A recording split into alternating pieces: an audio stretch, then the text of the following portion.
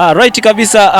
Kwa wakati huu niko naye mama kutoka eneo hili la Marungu Ward, eneo la kijiji cha Kibaoni.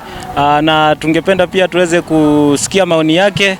Hasa sana nataka niongelelee kuhusu mwakilishi wa kina mama ambaye ni Mama Haika. Habari ya mama? Nzuri, sijui nawe. Kwa majina labda unaitwa nani? Kwa majina naitwa Sabitha Mkanjala. Sabitha Mkanjala kutoka kijiji gani? Kijiji cha Zaire, kama mzee wa mji wa kijiji cha Zaire. Okay, kwa haraka tu kwa sababu ya muda, sijui kwa muonekano wako katika uongozi wa Mama Haika ambapo amekuwa mama mwakilishi wa kina mama kwa awamu mbili na sasa hii anataka kwenda katika kiti cha Senate. Labda katika uongozi wake unaweza ongelelea yapi? Katika uongozi wake naweza kuongelea kwamba Mama Haika amekuwa msaada kwa mama katika vikundi na wamama ameendeleza katika vikundi. Hiyo tunamshukuru Mama Haika. Hata Mama Haika mwenyewe amesimama kwa ajili ya wazee wa miji na kusupport wazee wa miji kama ambao tunafanya kazi vijijini. Kwa hivyo sisi kama mama nilikuwa naomba Mama Haika anaporudi 2 times pia asimame kwa ajili ya mama pia na vijana pia. Maana vijana wengi hawana kazi na vijana wanataka ili mwaka unaoanza tena vijana hawa wawe mstari wa mbele, maana vijana ndio wenye nguvu. Na pia naongelesha kwamba Mama Haika kupitia watoto wetu, unaposimama kama haki za watoto, nilikuwa naomba pia asimame katika haki za watoto, maana katika mashule watoto hawana chakula na watoto wengi hawaendi shuleni kwa sababu chakula hakuna. Kwa hivyo nilikuwa naomba Mama Haika, Mungu akikuwezesha tena unaporudi miaka zingine tena usimame kwa ajili ya watoto wetu wa shule. Hata hivi sasa ninapoongea kuna watoto wako nyumbani kwa sababu ya njaa na wamama wengi wanarasol kwa sababu ya njaa. Kwa hivyo mama ndio nguzo, mama ndio kila kitu katika nyumba. Kwa hivyo tunaomba wewe kama mama ambaye unakilisha katika eneo hili lote la Taita Taveta usimame kidete, tetea haki za wamama na kusimama na wamama. Tutakushika mikono na tutakuendeleza mbele na tutakunua tena. Shukrani sana mama, ameongea ni kama anahubiri.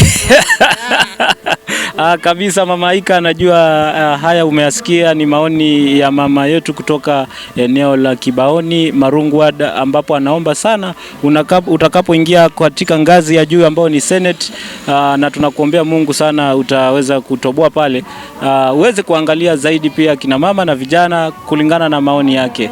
Mimi naenda nikiuliza watu kuhusu viongozi wote, lakini kwa sababu umesema utataka kuongelea kuhusu women rep, sitataka kukuuliza zaidi kuhusiana na wale viongozi wengine. Nashukuru sana mama kwa wakati wako. Asante. Tukienda moja kwa moja kwa women rep ambaye ni mama wetu Haika, ambaye pia anaenda kuwania kiti cha Senate, na tunajua Jones Maruma anapanda juu kwenda kwa governor. Mama Haika amekuwa mwakilishi wa kina mama, pia amekuwa na mgao wa empowerment pale. So katika hii muhula wake wa pili ambao unaelekea kuisha, labda ni yapi ungeweza kuona ametekeleza katika eneo lako la Marungu?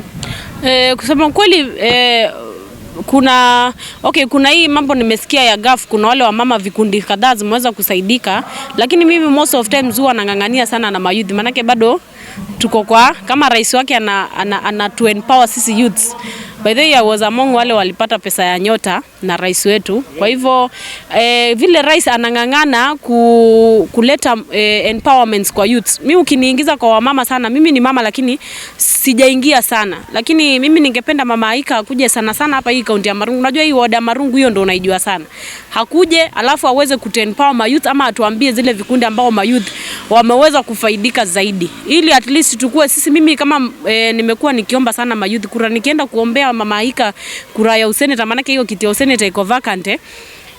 Kwa sasa yuko, lakini by 2027 iko vacant. Akikuja kutuambia nataka kuenda useneta, at least naweza nikaeleza mayouth Mama Haika ameweza kusaidia mayouth 1 2 3. Kwa sasa mimi sijasikia, lakini upande wa wamama nimesikia ameweza kusaidia wamama na GAF. Kwa hivyo ni vizuri pia na yeye akuje kwa wadi yetu atueleze kazi ya women rep, na alafu tuweze kumueleza sisi kama mayouth tumeweza kuachwa sana na watu kama yeye.